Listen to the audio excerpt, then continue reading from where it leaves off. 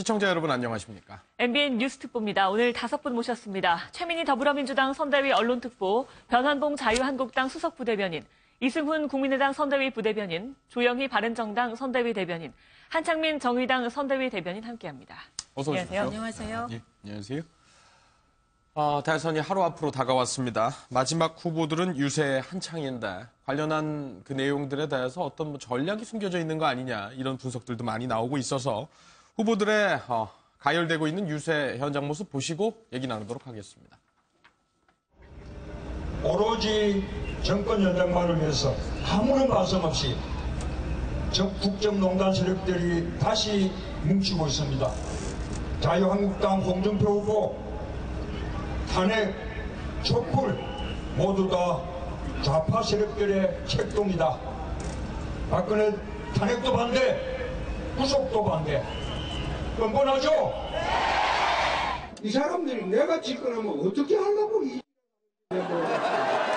홍준표는 앞뒤 안 재고 잘못된 거 있으면 내가 그냥 안 둔다는 거 아직 몰라요. 언론도 기울어졌고 우리가 돌파하려면 이거는 옛날 좌파들이 하던 촛불 세력들이 하던 민중혁명밖에 없습니다. 좌파들이 전유물인 민중혁명으로 대통령이 한번 해보겠다 이겁니다. 별명 하나 생겼습니다. 뭔지 아십니까? 배철수가 아니라 안스트라다무스입니다. 지금까지 제가 예언해서 제대로 맞춘 확률 100%였습니다. 안철수가 문재인을 이깁니다. 누가 대구 경북의 미래를 책임질 자격과 능력이 있는 사람입니까?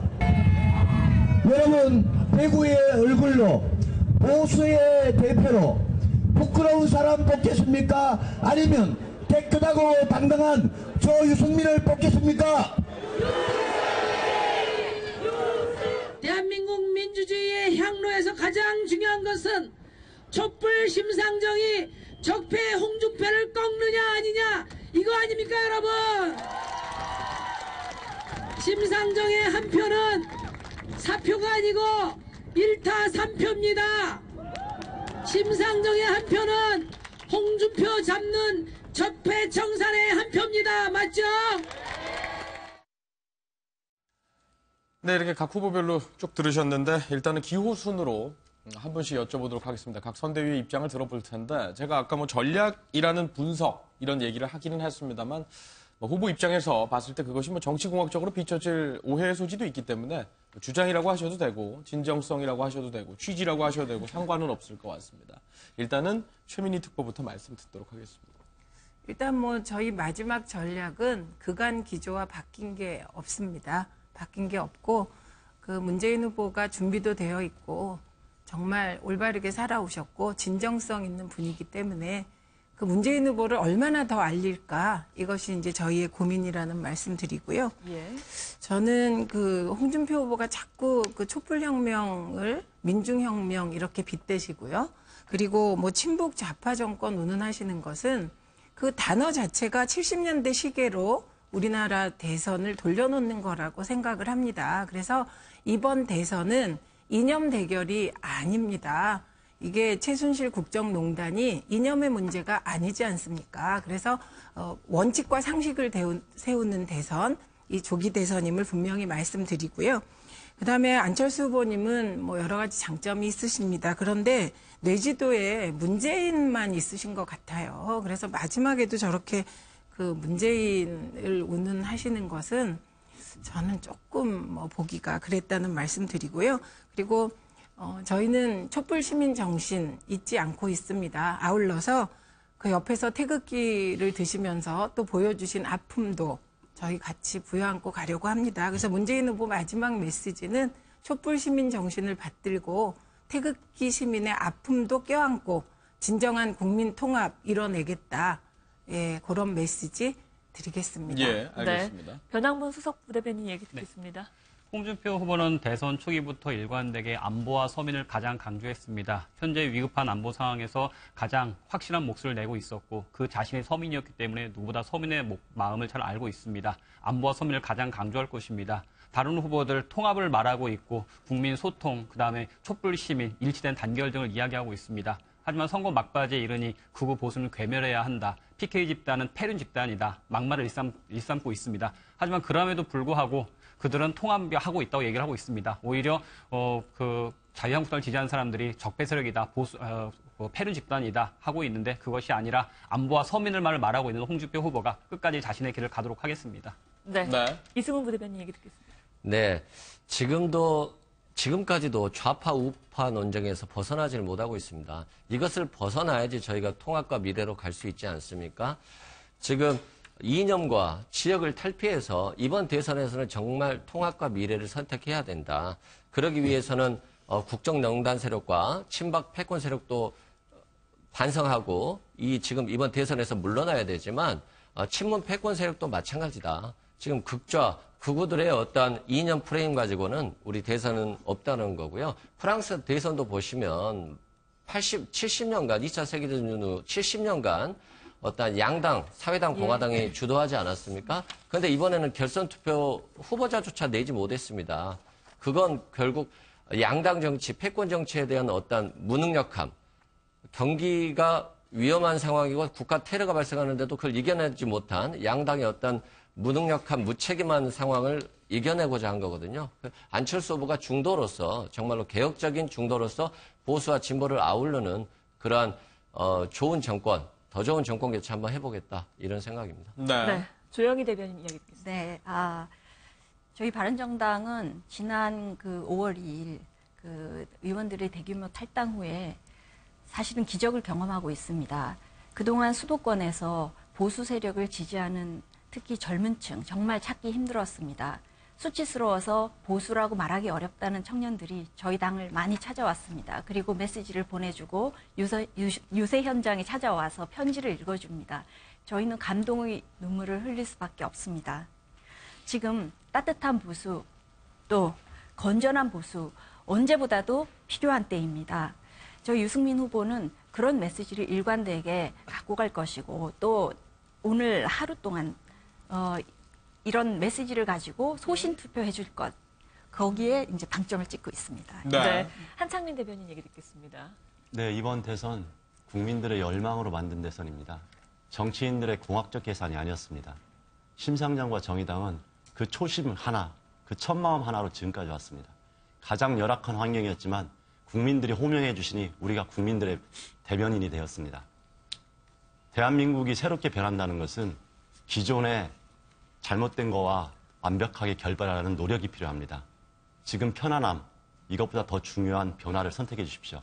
심상정과 정의당, 끝까지 국민들을 믿고 한 발 한 발 뚜벅뚜벅 나갈 것입니다. 네.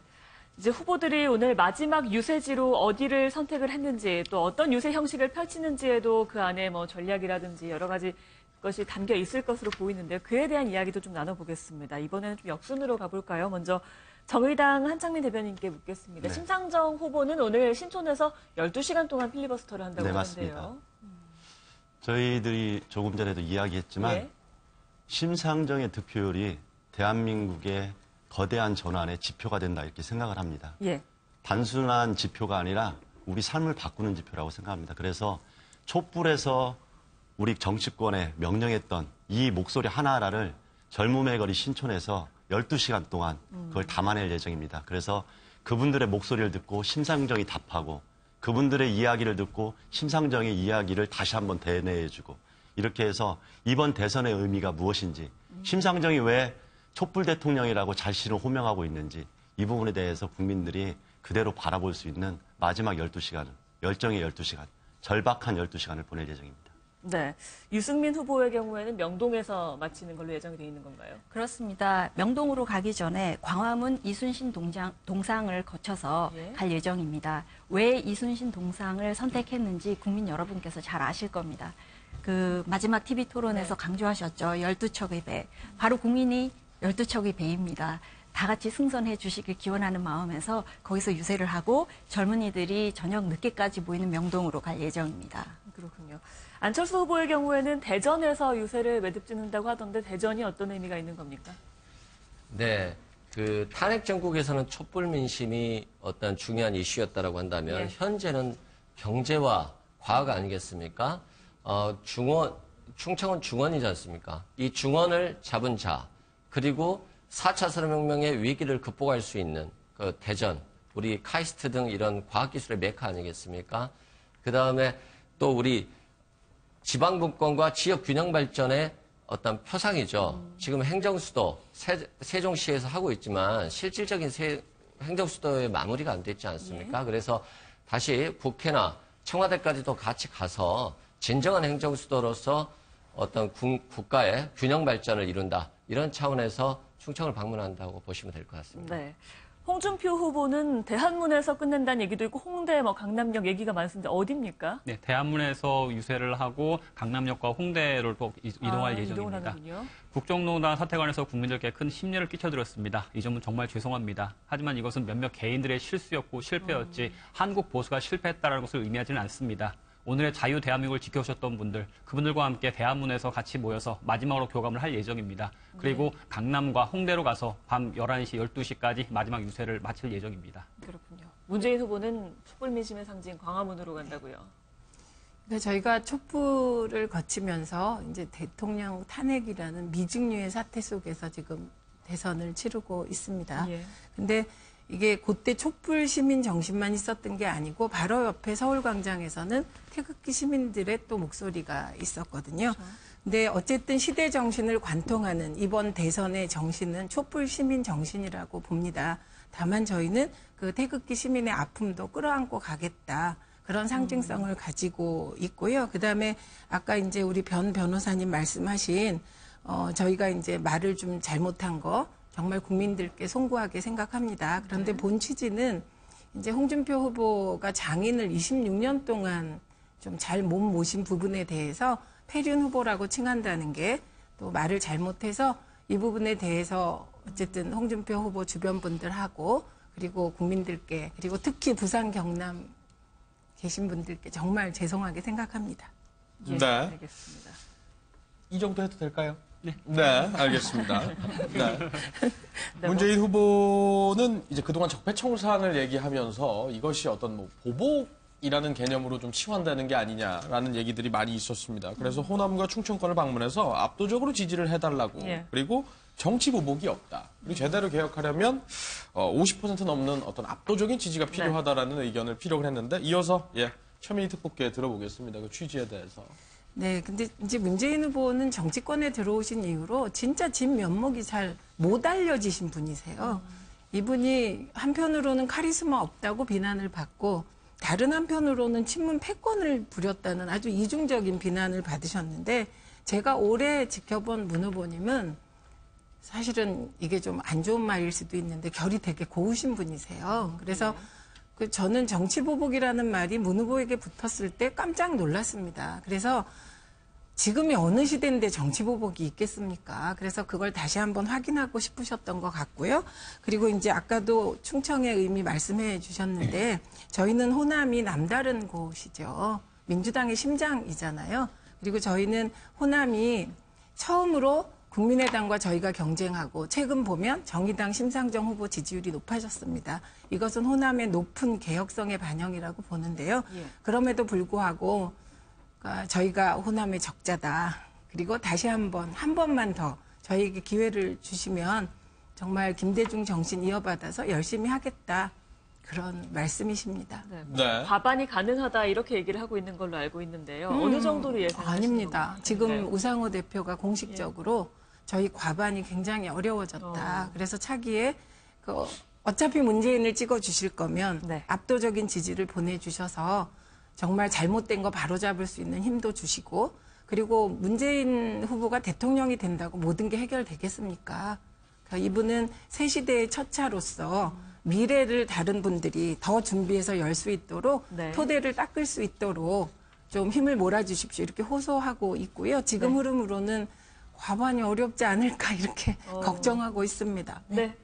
네, 지금 문 후보께서 이제 토대를 닦겠다 좋은 말씀이신 것 같은데 저는 조금 그래도 아쉬움이 남습니다. 1위 후보시니까 이제 방송에서 이제 보복 정치 않겠다 명시적으로 말씀하신 것도 괜찮았는데 또 몇 시간 내에 이제 유세 현장에서 청산 외치시고 하니까 조금 더 일관되게 국민 대통합이라는 메시지 중간에 한번 내셨어요. 그런데 어느 순간 갑자기 사라졌다가 마지막에 또 이제 또 청산 나오고 하니까 이 부분에 대해서는 국민들께서 조금 아쉽거나 또는 혼란스러울 수 있다. 이런 생각이 좀 들고요. 이제 문 후보께서 결이 고운 분이라고 하셨는데 그 점도 또 어떻게 보면은 양날의 칼입니다. 왜냐하면 사드 문제라든지 여러 가지 정책과 관련해서 좋은 의도일 수는 있는데 국민들께서 그래서 어떻게 하겠다는 건지에 대한 문 후보님의 답이 없는 점이 너무 많다는 거.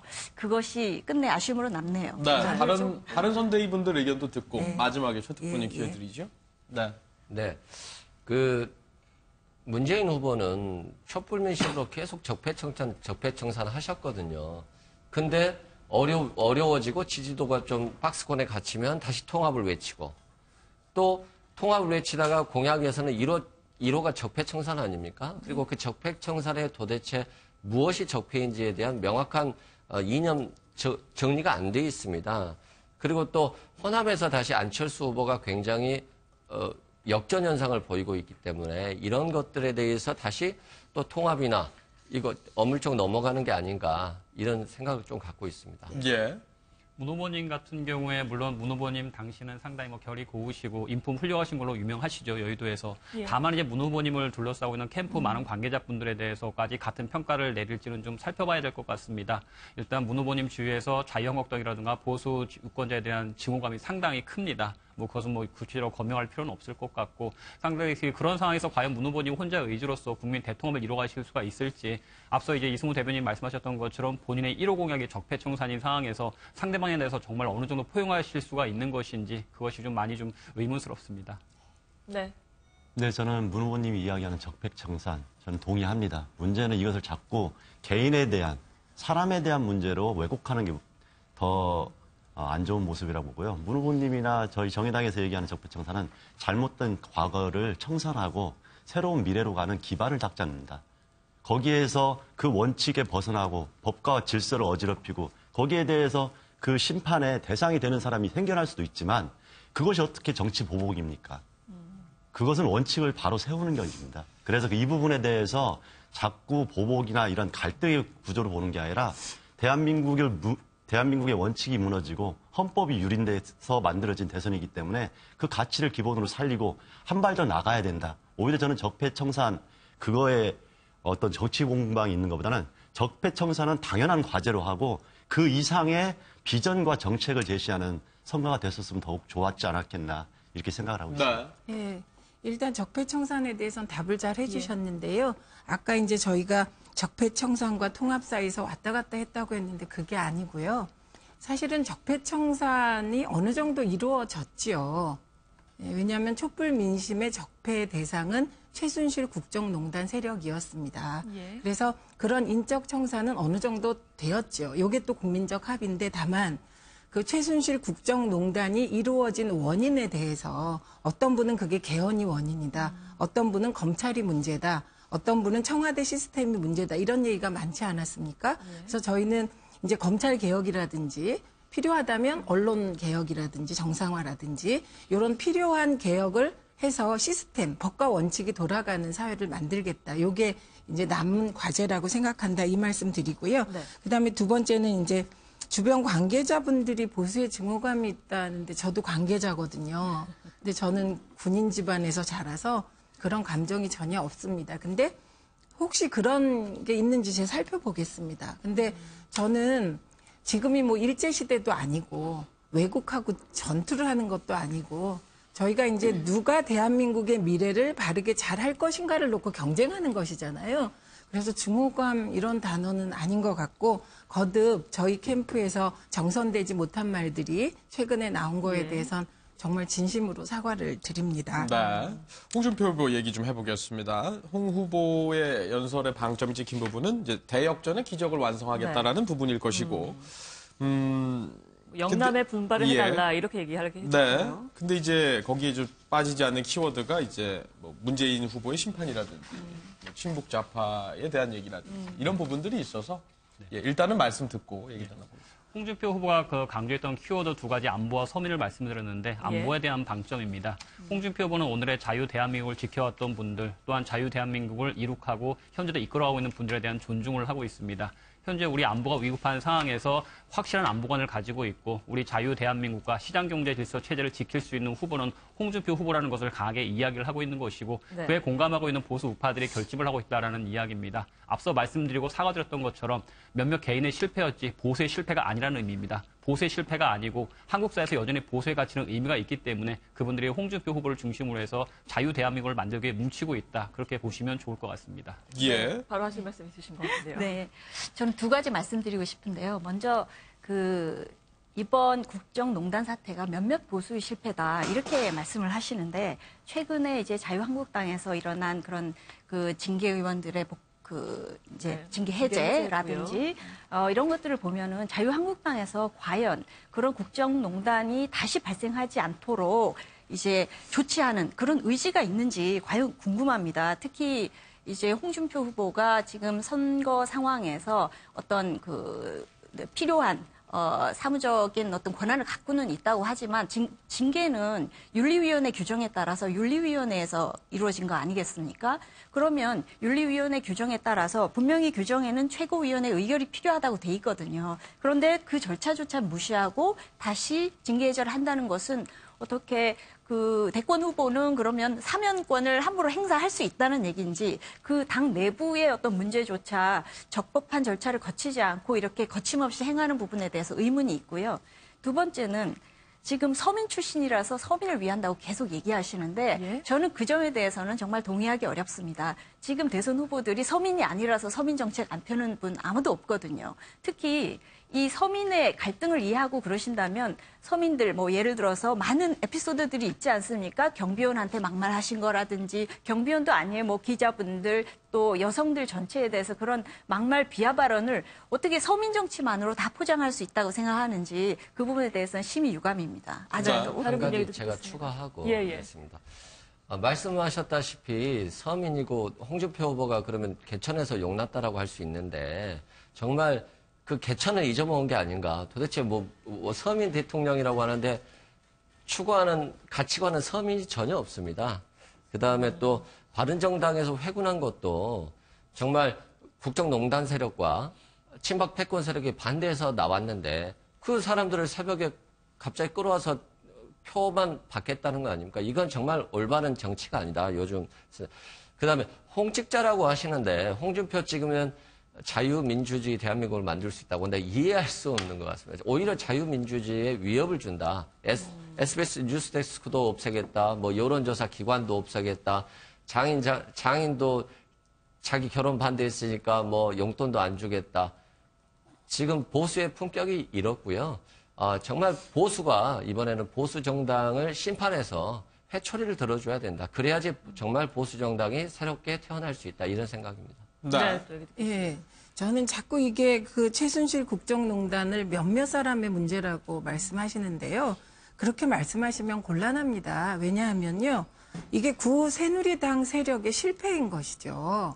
만약에 그게 당의 실패가 아니라면 왜 당이 쪼개집니까? 그래서 그렇게 자꾸 소수의 실패라고 말씀하시는 거 곤란하고요.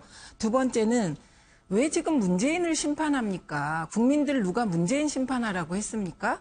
저희는요, 2007년에 민주정부 10년 동안 정말 저희가 열심히 했습니다만 부족해서 500만 표 이상의 차로 저희가 지면서 혹독한 심판을 받았고요.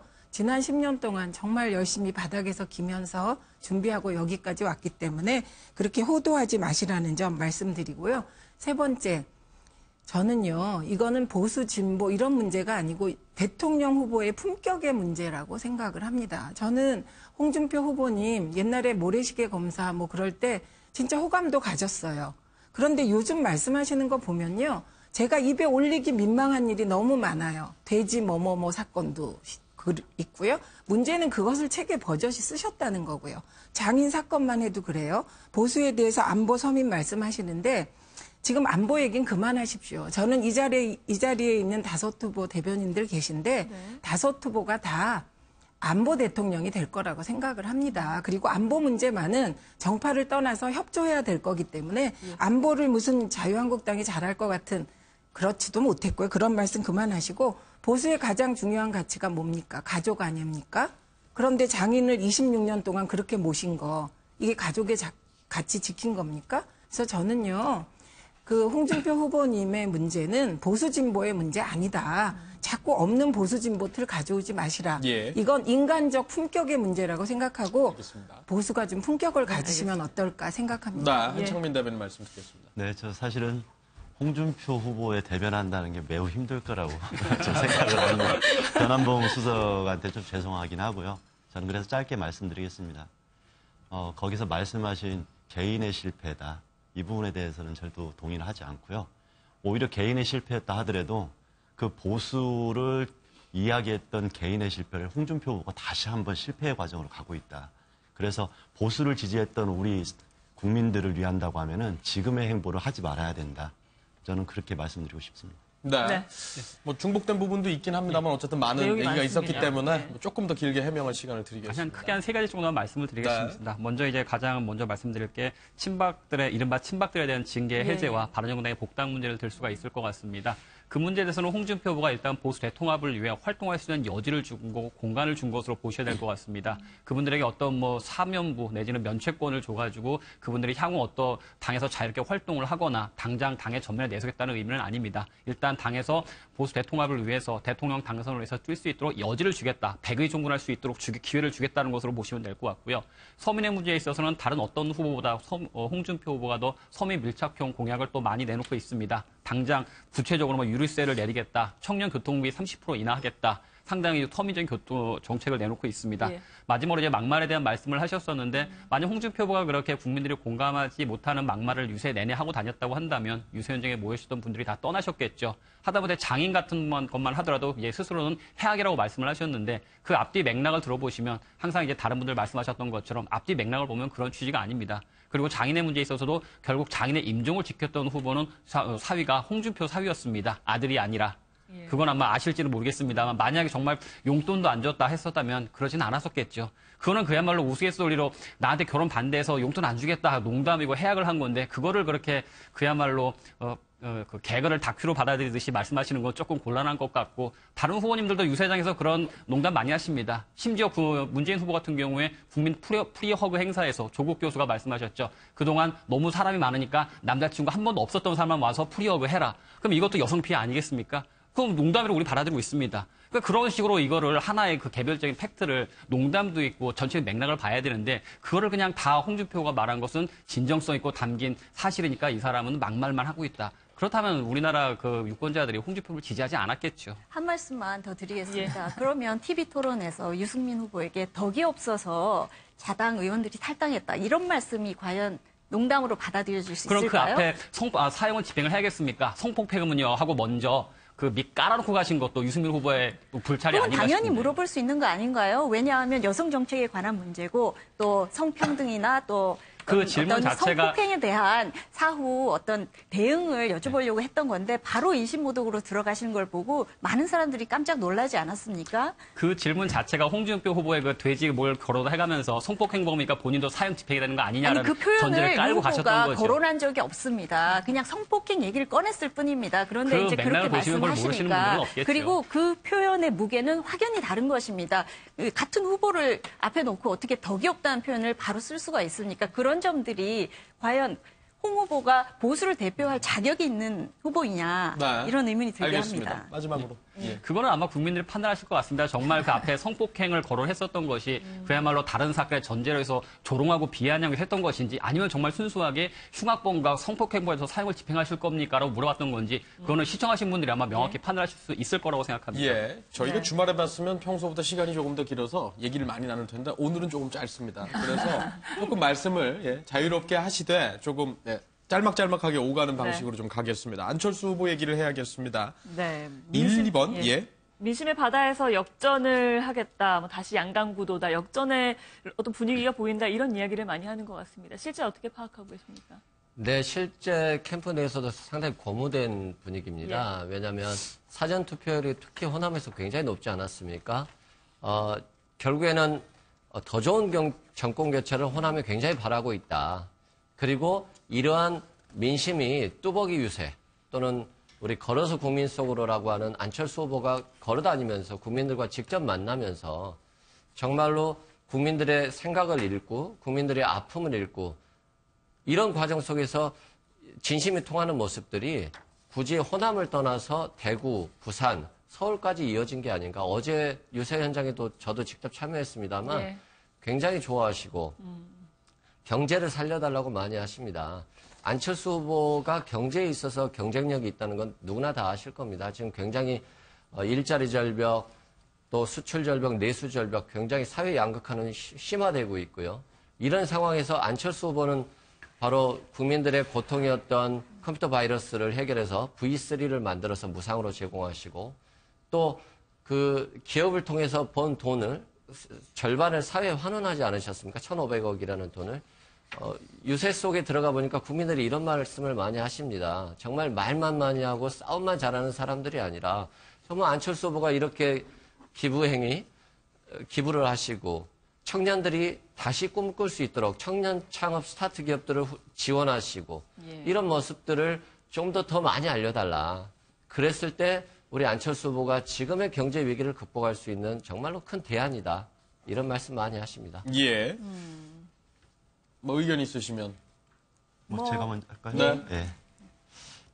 좋은 얘기 많이 해주셨는데요. 안철수 후보의 첫 이미지는 그러했습니다. 그리고 안철수 후보가 정치 입문하기 전에 나름 사회적으로 기여한 것도 저희들도 인정하고요.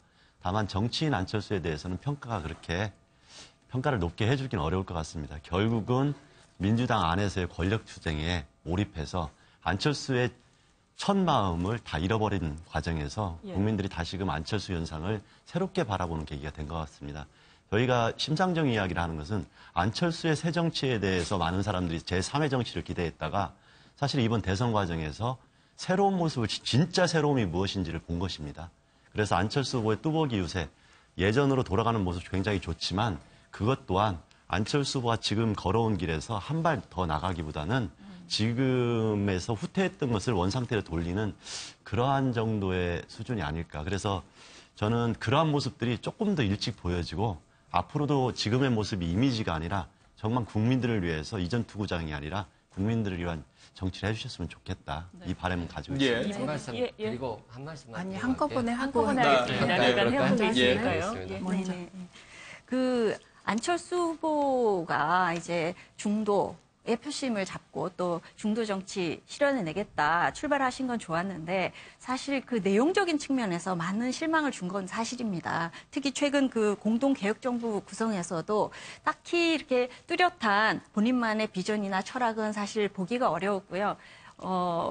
노동이나 환경은 또 심 후보, 그다음에 또 국방, 외교, 또 경제는 유 후보를 적극 이제 내각에 포함시키겠다 이렇게 말씀을 하셨는데 지금 우리나라의 모든 현안이 거기에 들어있거든요. 4차 산업혁명도 많이 말씀하셨지만 추상적인 어떤 그 필요성만 역설하셨지 거기에 이르는 구체적인 대안들에 대해서는 사실 내놓으신 게 너무 없습니다. 그런 점에서 조금 아쉽고 글쎄요, 오늘 하루 남았는데 그 점에 대해서 차라리 조금 더 어필하시면 어떨까 싶습니다. 네. 저는 여쭤보고 싶은 게 2개 있고요. 그다음에 한 가지 말씀드릴 게 있습니다. 우선 첫째는 새정치 하실 건지 묻고 싶습니다. 초기에 안철수 후보가 새정치 얘기하면서 의원 정수 줄이고 세비 깎고 그다음에 기초의원 공천 안 하고 이런 거 내거셨습니다. 논란이 많았죠. 근데 도대체 지금 보면 새정치 하신다면서 차떼기로 선관위에서 지금 고발된 데가 서너 군데 되지요. 경선 과정에서. 그리고 신천지 당원 논란은 자체 전수조사 하셨는데 도대체 새정치를 하는 안철수 후보한테 차떼기가 웬 말이며 신천지 당원 논란이 웬 말입니까? 그런 논란 없으셔야죠. 그래서 그 새정치 하시면서 또 주변에 너무 그 오래 정치하신 그 어른들이 많으세요. 그러다 보니 별의별 상황론에 시달리는 거 아닙니까? 이건 새정치하고 거리가 멀어요. 그거 여쭤보고 싶고요. 그 다음에 이제 또 하나는 그 1,500억 환원하셨다고 했는데 2012년 대선 과정에서 안랩 주가가 엄청나게 오른 건 아시지요? 그리고 그 안랩 그 주식을 판 시점이 언젠지 제가 알기에는 주식이 굉장히 올렸을 때 파셨습니다. 그래서 그 차액이 거의 그 환원하신 비용하고 비슷한데 그 부분 답변 한번 해보시고요. 그다음에 이제 제가 말씀드리고 싶은 건 개별 기업가를 대통령으로 만들면 내 주머니 두둑해질 거라고 찍었던 일이 이미 있습니다. MB 때 그랬지요. 근데 MB 때 오히려 거꾸로 경제가 더 어려워졌습니다. 그래서 저는 개별 기업의 성공을 이끌어 오신 안철수 후보의 기업가로서의 능력은 뭐 일부 인정합니다만 그것이 곧 나라 경제 전체를 잘할 거다. 이렇게 생각되지는 않거든요. 요 점 말씀드립니다. 네. 저는 뭐 앞서 말씀과 많이 중복되기 때문에 간단하게 말씀을 드리면은 안철수 후보가 이제 뭐 1번과 2번을 넘어서고 보수와 진보를 넘어선다라는 상당히 추상적인 담론 자체는 상당히 좋은데 안철수의 색깔이 무엇인지는 솔직히 아직도 모르겠습니다. 아주 오래된 이제 우스갯소리로 안철수의 새 정치가 무엇인지 아직도 모르겠다라고 말하는 것처럼 새 정치가 무엇인지 새로운 대한민국이 무엇인지 막연하게 1, 2번만 넘어선다. 그리고 유승민, 심상정 이렇게 같이 가겠다. 그게 과연 안철수 색깔인지 좀 분명한 색깔이 보이지 않는다는 게 안철수 후보님의 한계가 아닌가 생각됩니다. 예. 네, 질문이 참 많네요. 일단 뭐 기억나는 대로 한다면 안철수의 색깔이 뭐냐라고 하시는데 우리 국민들의 대다수는 중도 아닌가요?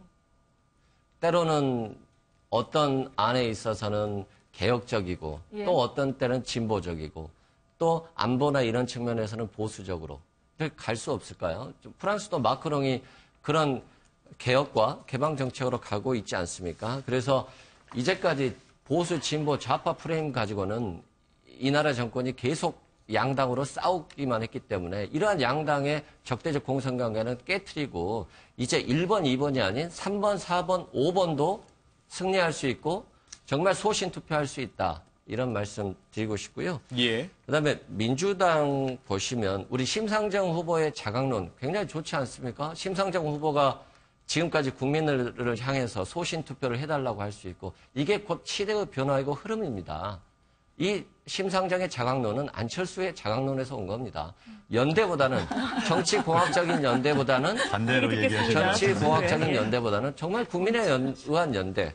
그리고 민주당이 대선 경선 과정에서 한 번이라도 뭐 이변이라든가 즐거움이 있었습니까? 뭐 이미 민주당 문재인 후보 결정된 거 아니었습니까? 국민들 다 그렇게 생각하고 있었습니다.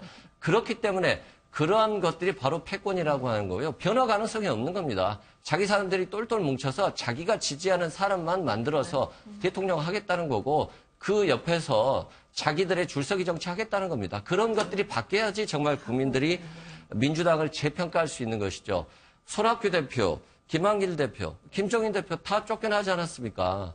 김정인 대표 정말로 민주당 어려울 때 모셔가서 하지 않았습니까? 네.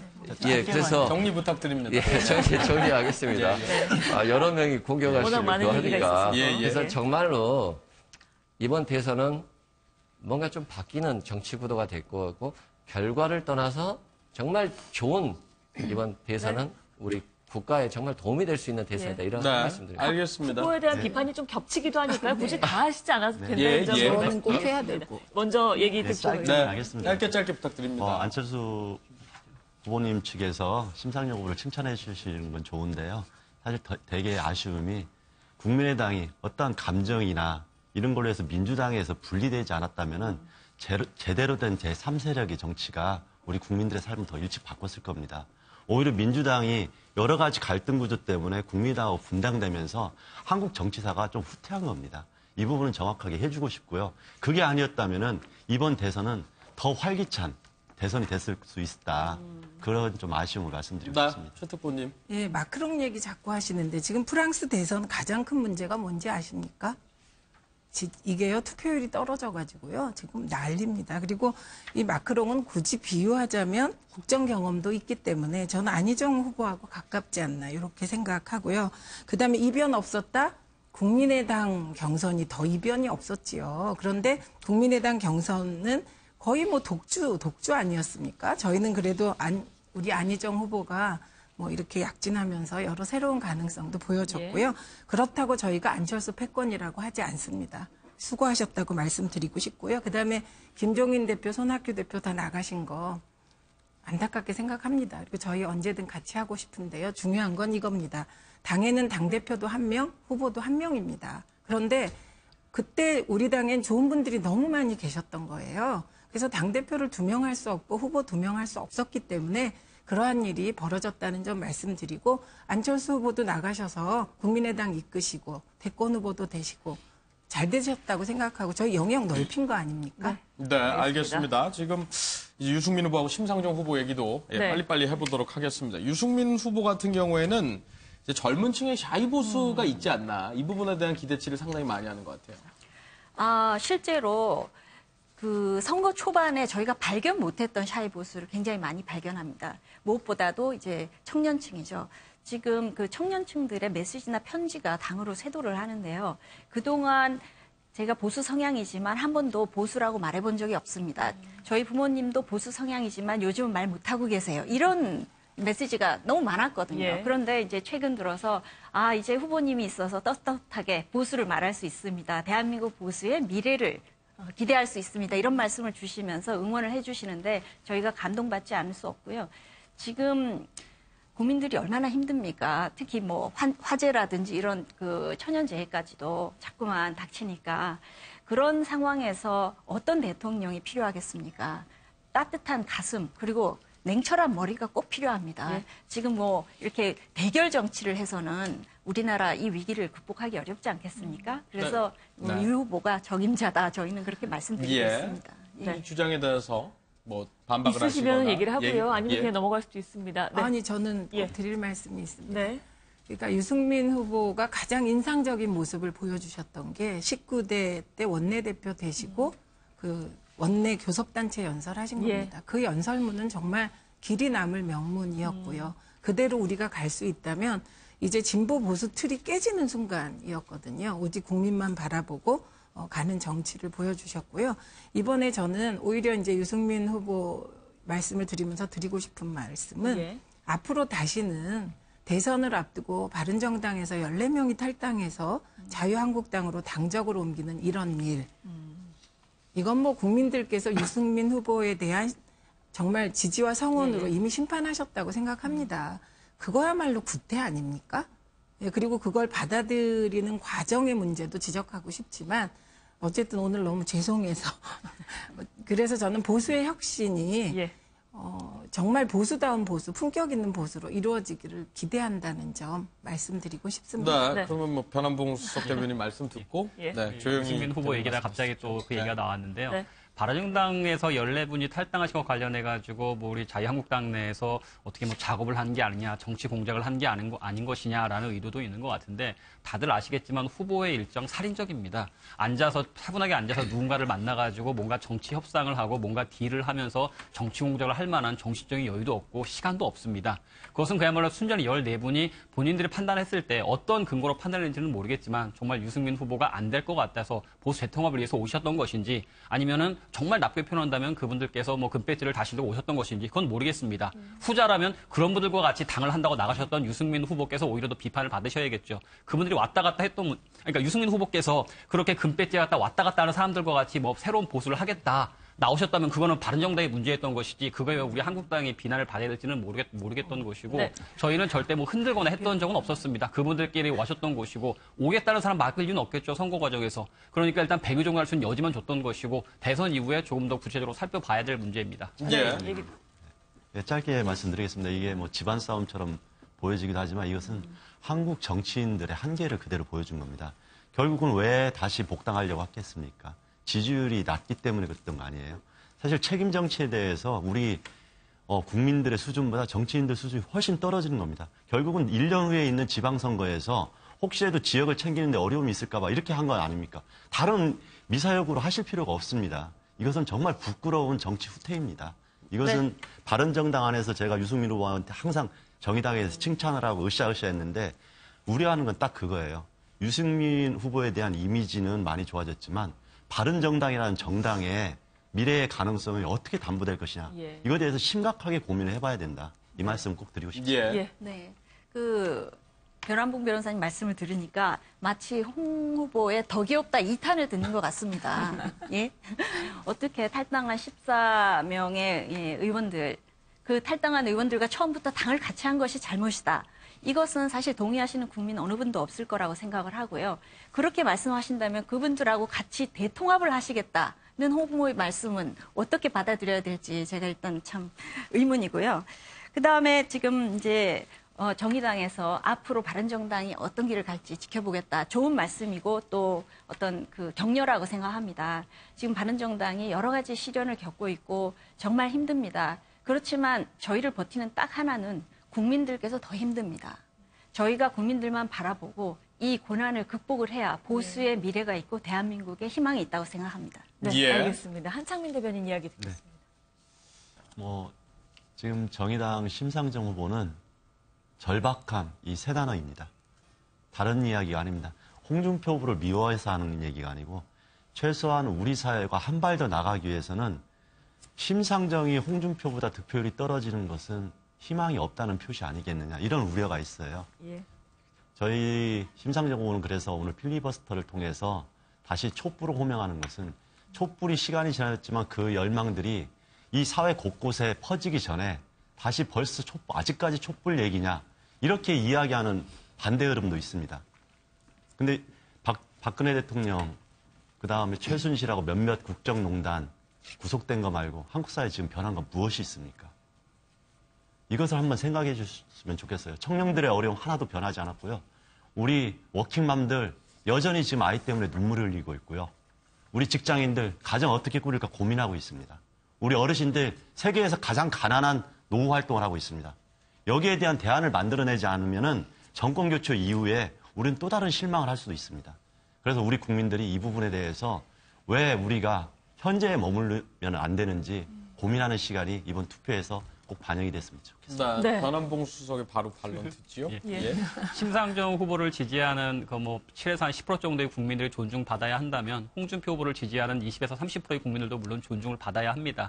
홍준표 후보가 여러 구설수에 불구하고 만약 지지도가 1% 이하라고 한다면 정말 그분도 홍준표에 대해서 심각한 문제가 있을 것이고 그 국민들에 대해서도 한번 좀 도대체 왜 그런 후보를 지지하느냐 한번 몫을 낼 수가 있겠죠. 하지만 국민의 20, 30% 넘어가는 국민들에 대해서 그렇게 좀 비난을 할 수는 없겠죠. 분명 홍준표 후보를 지지하는 국민들도 그 나름의 이유가 있습니다. 그에 대해서 좀 고민을 해주셨으면 감사하겠습니다. 한 말씀만 드려도 될까요? 홍준표 후보를 비난하는 분들이 많지만 여전히 20, 30%의 지지자가 있다 이렇게 말씀하셨는데 그 말씀이야말로 기득권 정치라고 말씀드리고 싶습니다. 여전히 20, 30%가 홍 후보를 지지하니까 자유한국당은 이대로 가도 좋다 또는 자유한국당이 대한민국을 이끌고 갈 수 있다 이런 말씀은 너무 비약이 지나치신 것 같습니다. 짧게 말씀하시겠습니까? 그거는 해석의 나름이 될 수 있을 것 같은데 저희가 20, 30% 그러니까 홍준표 후보가 어떤 일을 하든 자유한국당이 무슨 실책을 하든 여전히 20, 30%는 자유한국당을 지지할 것이기 때문에 우린 기득권을 가지고 가겠다. 그런 의미는 전혀 아닙니다. 자유한국당 한때 7%, 6%까지 당 지지도가 떨어진 적도 있었거든요. 자유한국당이 그 지지를 복원하게 된 것은 단순히 보수들이 선택할 곳이 없어서 그랬던 것은 아닙니다. 새로운 대체제로 유승민 후보가 있었는데 그분들이 유승민을 선택하지 않고 홍준표 후보를 선택한 이유를 유승민 후보가 고민을 해야 되지 않을까 싶습니다. 그분들이 아직 홍준표 후보를 선택하지 않으셨어요. 내일 5월 9일 선거니까 이제 그러면 선거 이후 알겠죠. 이야기를 살짝 해보겠습니다. 이제 내일이 선거고요. 인수위 없이 당선증을 받는 즉시 임기가 시작되는 양상이기 때문에 차기 내각을 과연 어떻게 할 것인가 이에 대한 구상을 대충 밝힌 것들이 있습니다. 먼저 이 얘기 듣고 가시겠습니다. 현 시점에서는 섀도우 캐비넷을 구성할 가능성은 저는 없고요. 그걸 공표할 가능성도 없다고 봅니다. 다만 차기 총리를 비영향권에서 가져간다는 것은 우리 문재인 후보의 소위 통합정부 구상의 일단을 보여낸 것이죠. 그러니까 대통령이 영남 사람이니까 당연히 호남은 국무총리는 영남이 아닌 호남이나 충청권 혹은 강원권 인사 중에 되지 않겠느냐. 이렇게 그 통합정부의 어떤 방향을 말씀해 주신 거라고 저는 판단하고 있습니다. 저희들이 집권하면 가장 중요한 게 안보, 그 다음에 강성 기종노조 타파, 정교조, 그리고 종북 세력입니다. 안보는 박정희 대장에게 맡기기로 결정을 했습니다. 그리고 노동은 강성 기종 노조를 제압할 수 있는 김문수 경기도지사에게 맡기기로 했습니다. 그리고 정교조를 제압할 분은 지금 현직 교수인데 논문 문제 검토가 있기 때문에 저희들이 내부적으로 검토를 하고 있습니다. 법무는 종북 세력 척결을 위해서 그분도 지금 내부 검증을 지금 하고 있습니다. 섀도우 캐비넷 발표하겠다 했다가 하지 않습니다. 금년 2월 15일 여수에 가서는 호남 총리한다고 했다가 지난주 방송기자 클럽에서는 비영남, 이제는 발표도 하지 않지 않습니까? 그래서 본래 예비내각을 발표하는 선거는 우리나라에서는 한 번도 없었습니다. 그러나 어떠한 경우에도 협치를 위해서 안철수 후보가 스스로 밝혔듯이 최상의 인물들을 함께 정부에서 일할 수 있도록 하겠다 하는 겁니다. 예, 구체적인 인사를 거론한 후보는 홍준표 후보가 유일하고요. 예. 나머지 두 후보는 뭐 선대위 측 입장을 빌려서 뭐 방향성이라든지 그러니까 뭐 개혁 정부, 공동 정부 이런 얘기가 있어서 그 틀에서 말씀을 하신 것 같은데 네. 유승민 후보하고 심상정 후보께서는 말씀을 뭐 관련한 얘기를 저희가 미처 준비하지도 못했고 말씀을 들은 바도 없어서 네. 짤막하게 소개를 듣고 가겠습니다. 네. 그 유승민 후보가 이 점에 대해서 얘기를 안 한 건 아니고요. 여러 차례 밝혔는데 아마 이제 방송 자료용 화면이 없었던 것 같습니다. 먼저 총론적인 측면에서는 국정 철학과 능력만 보고 정당이나 다른 어떤 것도 보지 않고 이제 내각을 구성하겠다 이렇게 말씀을 하셨고요. 좀 더 이제 강론으로 들어가면 첫 번째로 먼저 차관 중심의 국정 운영을 하겠다라고 여러 번 말씀하셨어요. 지금 이제 장관 중심의 국정 운영. 그런데 지금 처음에 이제 정부가 들어섰을 때는 장관 임명에 시간이 많이 걸리지 않습니까? 그래서 아주 우수한 그 차관급 인재들을 많이 이미 확보하고 계세요. 그래서 바로 국정에 들어가실 수 있고, 그다음에 또 한 가지는 청와대의 수석 비서관 제도는 폐지하겠다고 이미 공언하셨습니다. 청와대 규모를 최소화해서 장관들이 소신 있게 그리고 국정 철학을 함께 공유하면서 갈 수 있도록 그렇게 이제 운영을 하겠다 이런 말씀을 하셨고요. 무엇보다 마지막으로 강조하고 싶은 게 그 유승민 후보가 경제와 안보에 있어가지고 뛰어난 능력을 가지고 있다는 건 어느 후보도 어느 국민도 부인하는 사실이 아니지 않습니까? 지금 대통령이 됐을 때 바로 직접 누구의 도움도 없이 국정 운영에 임할 수 있는 분 유승민 후보라고 생각합니다. 예, 알겠습니다. 심상정 후보 측도 듣겠습니다. 네, 심상정 후보 또한 여러 차례 그냥 구상을 이야기했는데요. 큰 틀에서는 촛불 공동정부입니다. 작은 정당이기 때문에 국정 운영 능력이 없다가 아니라 가장 좋은 분들, 그렇지만 개혁성을 담보하시는 분들이 우리 사회에 많이 있습니다. 그분들을 발굴해서 내각을 꾸릴 것이고 여기에서 중요한 것은 내각의 구성과 성격을 좀 달리하겠다.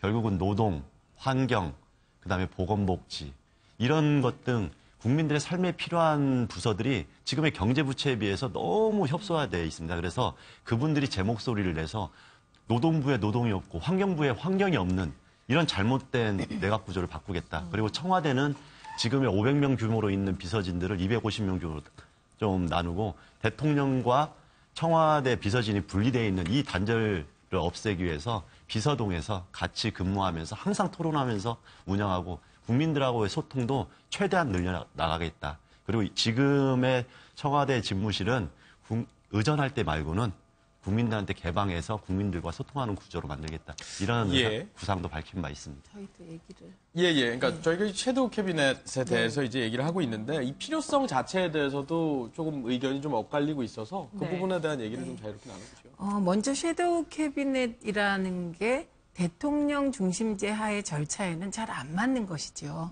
왜냐하면 대통령 중심제 하에서 특히 우리나라가 내각제 요소가 같이 결합돼 있지 않습니까? 그래서 책임 총리까지 나오는 건데 이런 상황에서 대통령 후보가 섀도우 캐비넷을 발표해 버리면 그 국무총리 책임총리제 한다면서 총리는 뭐 하나 이런 문제가 제기될 수 있는 것이거든요. 그래서 이제 섀도우 캐비넷의 요구도 많이 받고 그렇지만 일단 그 절차에 안 맞아서 여러 번 검토하다가 또 안 하시고 다들 그러신 게 아닌가 싶고요. 저희는 뭐 이미 후보께서 원칙을 밝히셨는데요. 큰 틀에서 얘기하면 첫째는 당과의 협치입니다. 예, 이게 과거에 이제 우리가 당정 분리도 경험해 봤고 했는데 역시 당 중심의 국정 운영을 하고 네. 당과 함께 결과도 책임지는 시스템으로 가겠다이기 때문에 이럴 경우에는 당연히 인사할 때도 당이 적극적으로 같이 의논 대상이 되는 거고 그다음에 두 번째는 국민과의 협치입니다. 그래서 국민 추천제를 도입하겠다고 후보께서 말씀을 하셨기 때문에 예. 이제 더더군다나 섀도우 캐비넷은 하기가 어려운 것이라고 보고요. 그럼에도 불구하고 이제 만약에 당선이 된다면 예. 제일 먼저 국무총리 후보와 비서실장 중요할 것 같고요. 그다음에 청와대 내에 왜 인사 검증 시스템이 필요하잖아요. 그게 가장 시급할 것 같습니다. 그리고 저는 한 가지 또 여쭤보고 싶은데요. 저기 변호사님 오늘 정말 죄송합니다. 근데 김문수 도지사를 노동부 장관 후보로 추천하시면서 강성 귀족 노조를 아까 뭐라고 표현하셨죠? 제압한다고 표현하셨는데 저는 이건 정말 예의가 아니신 것 같은데 어떻게 생각하시는지 여쭙고 싶습니다. 먼저 두 가지 답변을 먼저 드리고 저도 질문 한 가지 드리도록 하겠습니다. 네. 강성 귀족노조의 말씀들이 많은데 우리나라 노조 조직률이 외국에 비해서 높지 않습니다. 그럼에도 불구하고 항상 노조에 대해서는 예가 나오는 것은 일부 노조 같은 경우에는 그 노조의 강고한 지위를 이용해서 그 노조원이 퇴사할 경우에는 그 직위를 아들한테 세습하는 취업 세습 조항이라든가 아니면 또 회사의 경영에 관련해서 순이익이 얼마가 나면 얼마를 반드시 노조에게 배분하라라든가 그렇게 강력한 노조가 몇 개 존재하고 있습니다. 그에 대해서는 분명히 국민들도 공감을 하고 문제 제기를 하고 있습니다. 홍준표 후보는 국내 공장의 모든 노조를 없애겠다라는 것이 아니라 그렇게 문제되고 있는 일부 강성 귀족 노조에서 문제를 삼겠다라는 것이고 토론에서도 노조 전체를 적으로 삼겠다는 게 아니라 부당한 노동조합의 행위에 대해서 문제를 삼겠다고 분명히 말씀을 하셨는데 마치 모든 노조에 대해서 강성 귀족 노조로 보고 철퇴를 가하겠다. 그것은 좀 잘못 보셨던 것 같고요.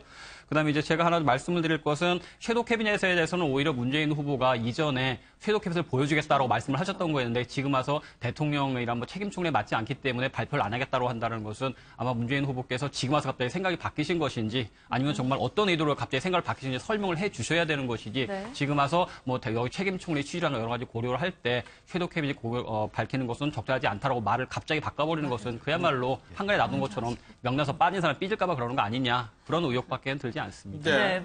예, 강성 귀족노조 또 나왔는데요. 사실은 정말 이거 위험한 프레임입니다. 노조 조직률이 왜 낮은 줄 아십니까?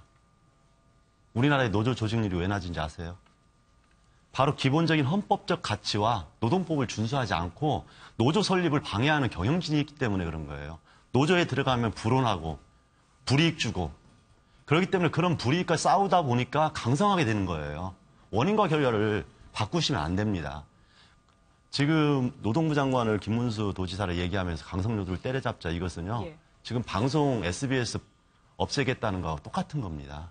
그래서 오히려 정말 노조를 이해하고 노동자들이 더 편안하게 일터에서 일하면서도 권리 보호를 받을 수 있도록 온건한 노조들을 훨씬 더 많이 만들기 위해서는요. 강성노조 이런 표현하면서 노동자들을 멸시하는 표현을 하지 말아야 됩니다. 그래야지 대화가 되고 훨씬 더 노동문화와 기업문화가 발전할 수 있습니다. 돈 나눠달라고 한다고요? 아닙니다. 경영권 참여해가지고 경영이 또 올바르게 돼서 그렇게 해가지고 회사를 살리자는 노력들이에요. 그런 것을 그렇게 폄하해서 이익 때문에 다른 사람들의 이익을 훼손한다. 이런 식으로 하지 않았으면 좋겠다. 주장이 오가는 상황이어서 최 특보님 말씀 듣고 다시 듣죠. 네. 그 정확한 워딩이 뭐였냐면요. 후보 워딩이 필요하다면 적당한 기회에 섀도우 캐비넷 발표를 고려해 보겠다. 이렇게 말씀을 하셨어요. 근데 이 부분은 저희만 그런 게 아니고 또 후보들께서 개혁 공동정부 구성을 좀 발표해 보겠다고 하셨는데 저는 그걸 법적 절차에 따라 꼼꼼하게 검토해 봤더니 이런저런 문제가 있어서 발표 못하면 이런 이유로 발표 못한다. 이렇게 밝히는 게 맞다고 봅니다. 그래서 모르겠습니다. 누군가 삐지고 저는 이제 이번 대선 때 제가 2012년 대선 때도 경험해보고 이번에 저희 당을 보면 솔직히 2012년 대선 때는 극히 일부지만 그런 자리 얘기를 하시는 분들이 계셨어요. 근데 이번 대선은 정말 제가 보기엔 미친 듯이 선거운동 하시느라고 그런 말씀 하시는 분을 한 번도 못 본 것이 네. 되게 저 감사한 점이다 이렇게 말씀드립니다. 네. 뭐 그 문재인 후보의 워딩을 어떻게 받아들일 것인가 하는 건 기사를 보신 국민들이 판단을 하실 것 같고 노조에 대한 말씀이 다시 한번 그 짧게만 말씀을 드리면은 분명하게 모든 노조에 대해서 뭐 철퇴를 가한다거나 노조 조직을 방해했다는 의미는 분명히 아닙니다. 일부 귀족화되고 공고화된 노조에 대해서 문제를 삼겠다라는 것이고 하다못해 이번에 얼마 전에 크게 논란이 있었지만 기아자동차 노조에서 정규직과 비정규직을 분리하겠다라든지 물론 그것은 아마 그 진보층 내에서도 상당히 비판이 있었던 것으로 알고 있습니다. 그러니까 그렇게 뭔가 잘못된 노조 행태에 대해서 문제를 삼겠다라는 것이고 이제 보도가 되면서 강성 귀족노란 중에 초점이 맞춰지고 모든 노조에 적대하겠다는 것이냐 그렇게 초점이 맞췄던 것 같은데 분명히 그 부분은 아니고 일부 공고화되고 귀족화된 잘못된 노조 행태에 대해서 문제를 삼겠다라는 측면입니다. 제가 한 가지 말씀을 이승훈 부대변인 말씀을 합통 못하셔서 새로운 주장 하시든지. 안철수 후보는 그렇습니다. 책임 총리를 발탁을 해서 국회 추천이 있다면 적극적으로 받겠다. 그리고 그 국회 추천된 책임 총리께서 또 장관도 추천한다면 그게 도덕성과 능력의 기준에 맞다라고 한다면 당연히 함께 할 수 있다라고 하는 말씀을 하셨고요.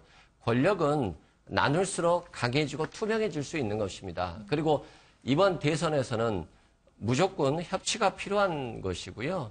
정말 권력을 서로 나누고 같이 했을 때 투명하고 강해질 수 있다는 것 다시 한번 말씀드리고요. 안철수 후보가 말하는 개혁 공동정부는 그런 패권의 줄선자가 등용되는 그런 정치가 아니라 능력과 도덕성이 가장 진입할 수 있는 기준이다. 이 기준으로 끝까지 가서 정말로 어떤 양당의 어떤 적대적 공선관계를 확실하게 한번 깨보겠다. 이런 게 저희 안철수 후보의 철학입니다. 조영희 대변인님. 네. 내각 구성은 지금 단계에서 저도 밝히는데 여러 가지 문제점이 있을 거라고 생각합니다. 그런데 이제 홍 후보께서 오늘 아침에 두 분을 발표를 하셨는데 공교롭게도 이제 그 인선에 대해서 코멘트를 하기가 좀 어렵지만은 김문수 의원을 전 지사를 노동장관으로 발표하신 것에 대해서는 그분이 그 탄핵에 정면으로 반대했던 분 아니겠습니까? 그런데 이제 바로 얼마 전에 또 탄핵과 관련된 친박 의원들 징계 해제하는 그 사태하고 불과 하루 이틀 사이에 또 이분을 이제 장관으로 선임하겠다 이렇게 밝히신 것에 대해서는 과연 국민들의 눈을 그렇게도 의식하지 않는 것인지 다시 한번 놀랍고 또 그거는 이제 대통령 당선되면 또 박근혜 구하겠다라고 계속 말씀하셨던 그거 연결선상에 있는 것인지 그런 생각을 들게 합니다. 그 섀도우 캐비넷 자체에 대해서 의견이 상당히 분분한데 공교롭게도 이제 홍 후보가 먼저 말씀을 하시면서 조금 질문이 몰리는 경향이 있다라는 점은 좀 양지를 해주셨으면 좋겠고 30초 발언 드립니다. 이 질문에 아니라 항상 질문이 몰렸기 때문에 그런 생각은 안 하고 있습니다. 근데 홍준표 후보는 항상 국정을 수행하거나 자신의 얘기를 하는 데 있어서 거침이 좀 없는 면이 있습니다. 분명히 자신의 철학에 부합하는 사람들을 했기 때문이고 김문수가 뭐 친박의 핵심이다라고 보는 사람은 아무도 없으실 것 같습니다. 그분이 본인의 의지에 따라서 탄핵에 대해서 반대 의견을 표시했었지만 그분은 친박 핵심과는 관련이 없는 분입니다. 네, 알겠습니다. 뭐 따로 하실 말씀 아니 저는 꼭 드릴 말씀이 있는 게 홍준표 후보는요. 주적을 설정하지 않으면 정치를 못 하시나 봐요. 색깔론으로 문재인 주적, 뭐로 안철수 주적, 강성노조로 뭐 주적 이렇게 그렇게 안 하시면 좋겠어요. 네. 글쎄요, 보기에 따라 그 차이겠죠. 그분께서는 아마 현재 한국 사회 문제가 되고 있는 점에서 명확히 지적을 하고 그 점에 있어서 해결책을 제시한다. 그렇게 직접적으로 말씀을 하신 것으로 보시면 될 것 같습니다. 알겠습니다. 오늘 말씀 여기까지 듣겠습니다. 고맙습니다. 감사합니다.